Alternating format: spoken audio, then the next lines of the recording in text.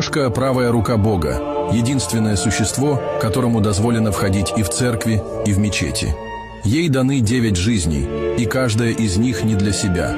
Забирая одну беду у человека, она теряет одну жизнь, но всегда оставляет запас.